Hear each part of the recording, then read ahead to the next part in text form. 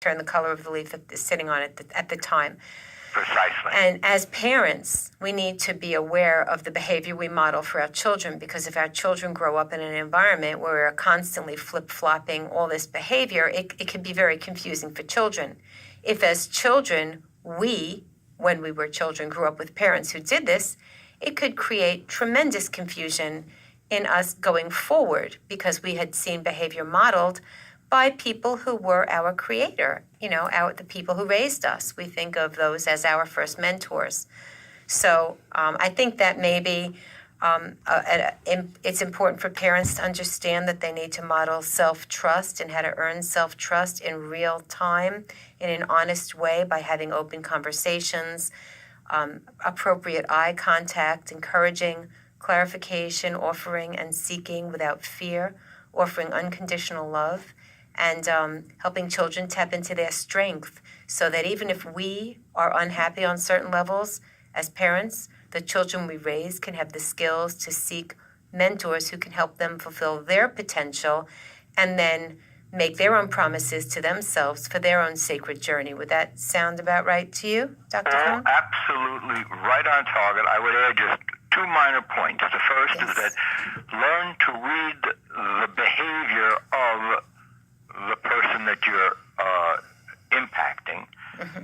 And one way, in addition to the eye contact, the vibe, and all of the things that you identified, would be to learn how to read their body posture. So when kids, if it's a child throwing a temper tantrum or whatever, besides the fact that there could be food allergies and a whole bunch of other stuff we could discuss, we need to recognize that some things that we're doing may be triggering things in a negative way.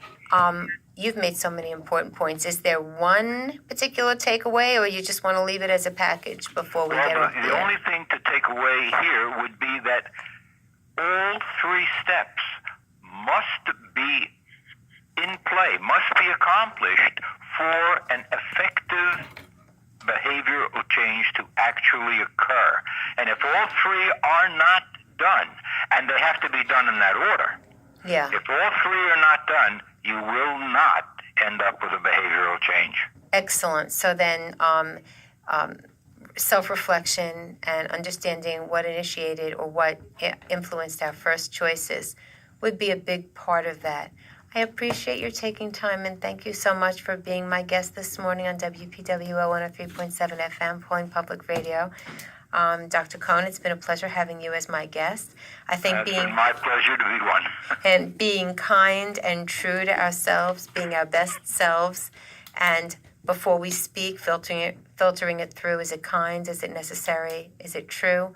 Are all things we need to keep in mind. Children are around us, and they are observing everything that we do. So thank you again, Dr. Cohn. My pleasure. We'll be back in touch with you for another show. Have a wonderful rest of the morning. Bye-bye for now. Bye-bye. Bye. And to all of our listeners, thank you so much for tuning in. This is a shorter version of Marcy's World. So happy you were able to join us. In about 25 minutes, we will have Intermission by Christine Bexley, and you don't want to miss it. Bye-bye for now. Thanks, Sam.